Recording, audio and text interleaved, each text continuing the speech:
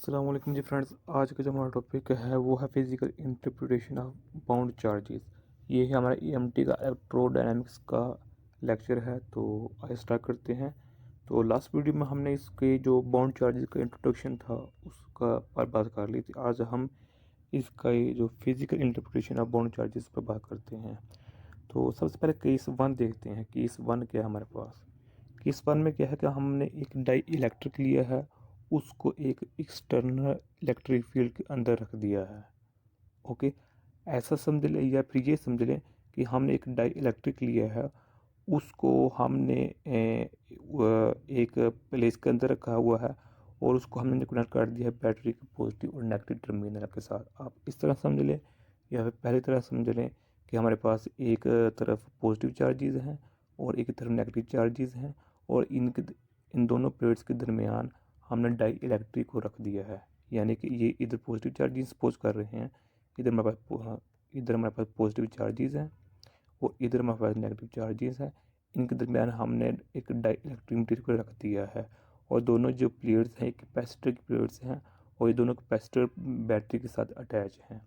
जो ये प्लेट है पॉजिटिव टर्मिनल, पॉजिटिव प्लेट, ये इसको हमने बैटरी के पॉजिटिव टर्मिनल के साथ अटैच किया हुआ है और जो हमारे पास इधर नेगेटिव टर्मिनल प्लेट होगी उसको हमने बैटरी के नेगेटिव टर्मिनल के साथ अटैच किया हुआ है। आप उस तरह समझ लें या फिर इस तरह समझ लें, एक ही बात है। तो अब इसमें होगा क्या कि जैसे ही हम डाई डाई इलेक्ट्रिक को एक एक्सटर्नल इलेक्ट्रिक के अंदर रखते हैं तो इसमें टीनी डाईपोल्स क्रिएट हो जाते हैं। टीनी डाईपोल यानी कि छोटे छोटे डाईपोल। ये देखें, ये एक डाईपोल है, एक ये डाईपोल है, ये डाईपोल है, ये डाईपोल है। सिमिलरली ये सब डाईपोल टीनी टीनी छोटे छोटे डाईपोल हैं।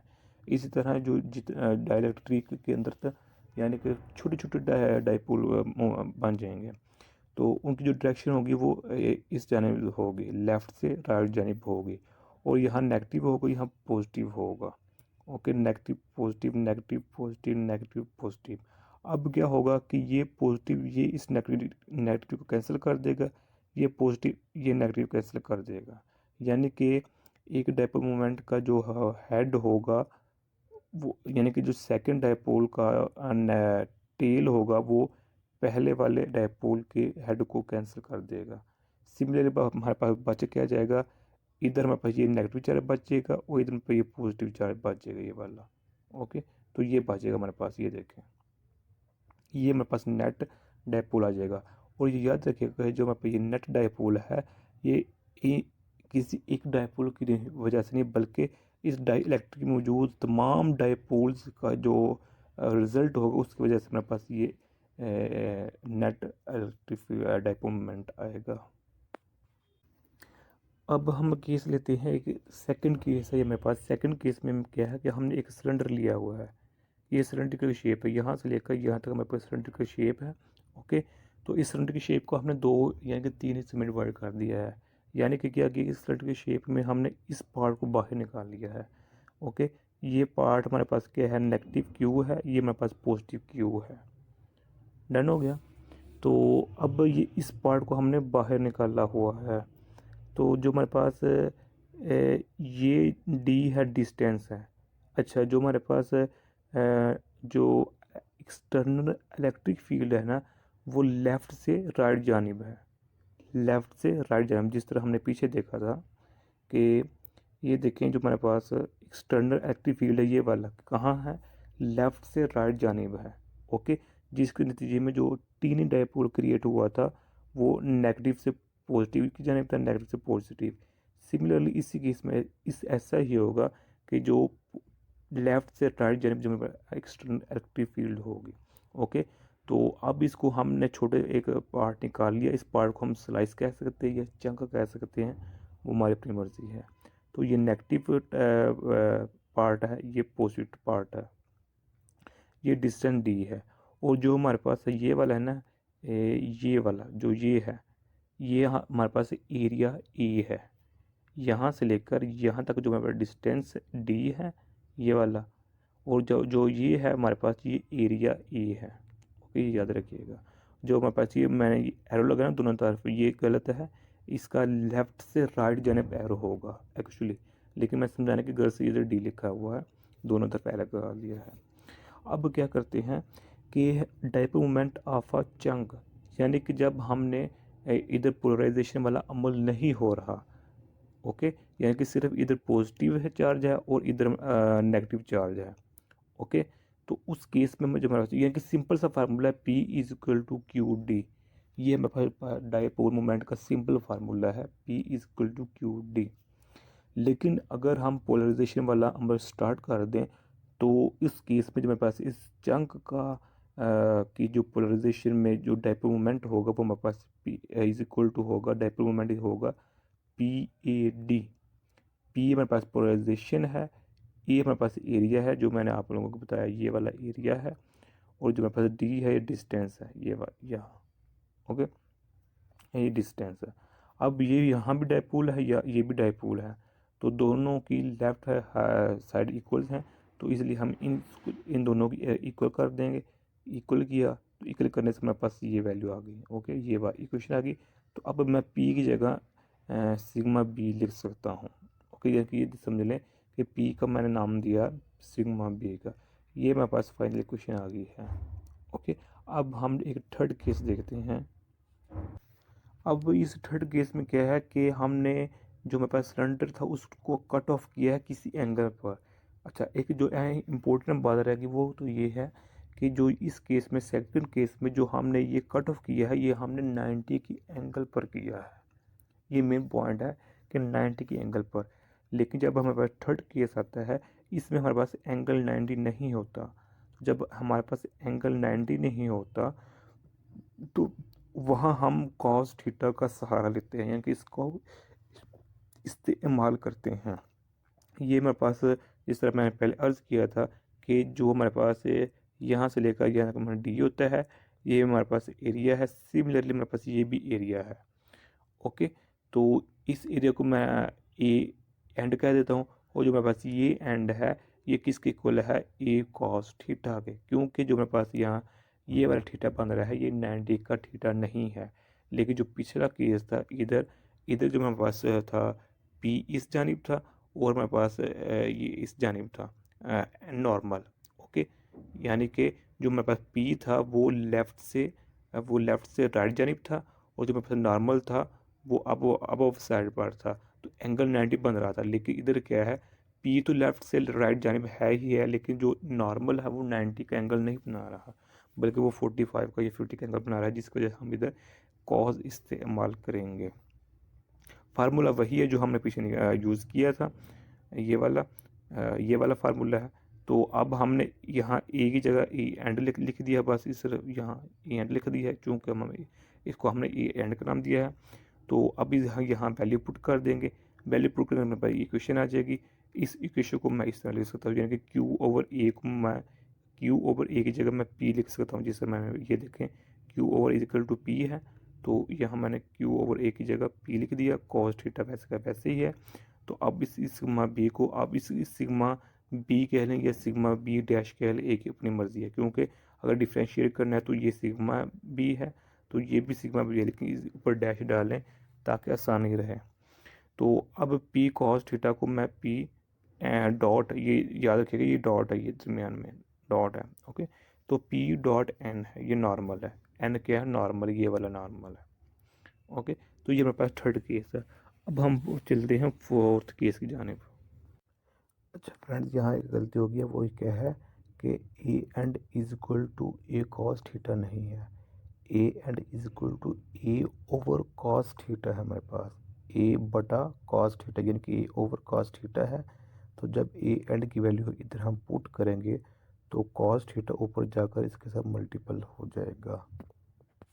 अच्छा, फोर्थ केस की तरफ जाने से पहले एक बात बताता चलूँ कि जो हमारे पास इसका जो रिज़ल्ट है, अगर इसको हम डायग्राम की मदद से देखना चाहें तो वो किस तरह देखेंगे, तो उसको हम अभी देखते हैं। अब यहाँ देखें कि क्या है scene, the effect of polarisation is to point a bound charge sigma b is equal to p dot n over the surface of the material like. ये देखें, यानी कि इसका मतलब क्या है कि जो हमने स्टडी किया था कि जो हमारे पास पोलराइजेशन होती है बाउंड चार्जेस की, यानी कि जब हमारे पास एंगल 90 का नहीं होता बल्कि उधर एंगल 90 से अबव या बिलो हो रहा होता है, तो उस केस में हमारे पास ये रिजल्ट आता है। अभी हमने पीछे देखा। तो अब इसका जो मतलब क्या है कि जो हमारे पास बाउंड चार्जेस होते हैं वो सरफेस पर डिस्ट्रीब्यूट हो जाते हैं। सरफेस पर डिस्ट्रीब्यूट होने का क्या मतलब है कि ये देखिए हमारे पास सिंपल केस था, ये वाला जो हमारा फर्स्ट केस था वो हमारे पास वो यही केस था, ये वाला केस था कि जो मेरे पास ये पॉजिटिव नेगेटिव को कैसे कर देता है, ये पॉजिटिव नेगेटिव को, ये पॉजिटिव नेगेटिव को, ये पॉजिटिव नेगेटिव को। तो फिर क्या बचता था कि मेरे पास इधर नेगेटिव और इधर पॉजिटिव बच जाता था। ये सिंपल ये जो हमने फर्स्ट केस स्टडी किया है वो ये है, लेकिन अब मैंने डायरेक्ट लिख दिया है, उधर मैंने एरो लगाए थे, बस ये फ़र्क है। तो अब यहाँ क्या होगा कि जब हमारे पास एंगल 90 का नहीं होगा, यानी कि एंगल हमारे पास कॉस थीटा होगा उस वक्त, तो उस केस में जो हमारे पास इधर नेगेटिव होगा वो इधर नेगेटिव ही रह जाएंगे, और जो हमारे पास इधर पॉजिटिव एक रह जाएगा तो वो इधर हमारे पास पॉजिटिव आ जाएंगे। यानी कि ये देखें ना, हमारे पास ये सिर्फ एक लाइन नहीं है, ये वाली ये एक लाइन नहीं है, इसी तरह की एक लाइन ऊपर भी है जो कि सिमिलरली ऐसे ही है हॉरिजॉन्टल, फिर ऊपर हॉरिजॉन्टल है, फिर इसी तरह इसी लाइन के नीचे भी हॉरिजॉन्टल लाइन है और नीचे भी हॉरिजॉन्टल लाइन है। तो हमने सिर्फ एक लाइन ली है और इस लाइन का रिजल्ट क्या निकला था कि ये पॉजिटिव नेगेटिव को ये पॉजिटिव नेगेटिव जो कैंसिल कर रहे हैं, लेकिन इधर नेगेटिव रह गया और इधर पॉजिटिव रह गया। तो इसका मतलब क्या हुआ कि एक साइड पर नेगेटिव चार्जेस आ गए और एक साइड पर पॉजिटिव चार्जेस आ गए। तो ये मतलब है कि जब हमारे पास एंगल कॉस थीटा होता है तो जो चार्ज बाउंड्री चार्ज होते हैं वो सरफेस पर डिस्ट्रीब्यूट हो जाते हैं। सरफेस पर डिस्ट्रीब्यूट होने का मतलब क्या है कि वो एक तरफ नेगेटिव चले, एक साइड पर नेगेटिव चले जाते हैं चार्जेस और दूसरे साइड पर पॉजिटिव चार्जेस आ जाते हैं। तो जो हमारे पास है वो है, ये हमारे पास फोर्थ है। अब फोर्थ कंडीशन क्या है कि जब हमारे पास इलेक्ट्रिक फील्ड नॉन यूनिफॉर्म होती है। इलेक्ट्रिक फील्ड नॉन यूनिफॉर्म, जो पहले हमने बात की है वो सिर्फ यूनिफॉर्म इलेक्ट्रिक फील्ड की बात की है, लेकिन अब इधर इधर हम बात करेंगे नॉन यूनिफॉर्म इलेक्ट्रिक फील्ड की। तो अब नॉन यूनिफॉर्म इलेक्ट्रिक फील्ड में क्या होता है, सपोज करिए हमारे पास स्फीयर है, इसके अंदर कितने 1 2 3 4 5 6 7 चार्जेस हैं और ये 7 ही बार पॉजिटिव चार्जेस हैं। ओके, ये जो हमारे पास ये है मटेरियल जो हमारे पास ये इलेक्ट्रिक किसके अंदर है, नॉन यूनिफॉर्म इलेक्ट्रिक फील्ड के अंदर ये पड़ा हुआ है। तो फिर हमारे पास जो रिजल्ट इसका निकलेगा वो क्या होगा, ये निकलेगा। ओके, यानी कि अगर हमारी पोलराइजेशन हो रही है किसके is in non uniform electric field, then divergence of polarisation pile up of negative charges, यानी कि जो मेरे पास इधर नेगेटिव चार्जेस होते हैं ये वाले, ये पाइल अप हो जाते हैं। पाइल अप होने का मतलब क्या है कि ये डिस्ट्रीब्यूट हो जाते हैं इनसाइड द सर्कल, और जो मेरे पास पॉजिटिव चार्जेस होते हैं वो पेंट अप हो जाते हैं आउटसाइड स्फीयर। ये देखें, इसका रिजल्ट ये है कि जो हमारे नेगेटिव चार्जेस हैं वो पाइल अप हो गए हैं और जो मेरे पास पॉजिटिव चार्जेस हैं वो पेंट हो गए हैं, यानी कि वो जो सर्कल था स्फीयर है उसके सरफेस के नज़दीक आ गए हैं, पेंट हो चुके हैं। ओके, ये हमारे पास केस था नॉन यूनिफॉर्म इलेक्ट्रिक फील्ड में। अब क्या करूँगा कि इधर हम फार्मूला यूज़ करते हैं, जो सिग्मा बी है वो किसके इक्वल होता है, पी डॉट एन के इक्वल होता है। अब पी जो sigma is equal to p n है, इसको मैंने इंटीग्रल फॉर्म में लिख लिया है। ओके, जिस तरह ये देखें ना हमारे पास, ये देखिए sigma b is equal to p n के, पी डॉट एन के इक्वल है।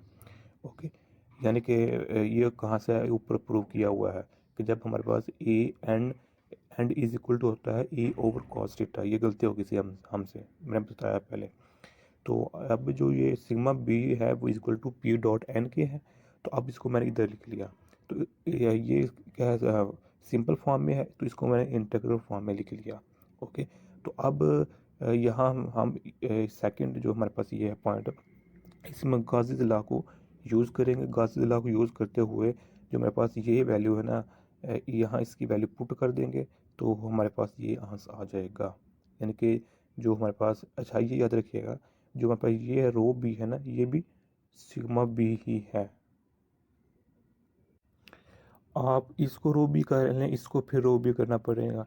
या फिर इसको सॉरी, अगर ये सिग्मा बी है तो यहाँ भी सिग्मा बी कर लें, या फिर अगर मैंने इधर रो बी लिखा है तो आप इधर रो बी ही कर लें, एक ही बात है। खैर, तो अब क्या होगा कि हम इसकी वैल्यूज़ को इधर पुट कर देंगे, जो मेरे पास ये वैल्यूज़ है यहाँ, तो ये इसकी कुल आ जाएगा। अब जो ये नेगेटिव है, ये हमारे पास हम जानते हैं कि जब भी स्टार्टिंग में जब हमारे पास डाई इलेक्ट्रिक होता है वो इनिशियली तौर पर न्यूट्रल होता है, लेकिन जो उसका जब इसको हम पोलराइज करते हैं, यानी कि इलेक्ट्रिक फील्ड अप्लाई कर देते हैं उस पर, तो जो नेट बाउंड चार्जेस होता है किसका, वॉल्यूम का, जो वॉल्यूम का नेट बाउंड चार्जेस होता है वो सरफेस के इक्वल और ऑपोजिट हो जाता है। यानी कि जो मेरे पास ये सरफेस होता है ना, ये वाला इसके इक्वल हो जाता है और ऑपोजिट हो जाता है। ये देखिए अंदर क्या है नेगेटिव, बाहर क्या है पॉजिटिव है, तो ये इक्वल है अंदर वाला और बाहर वाला।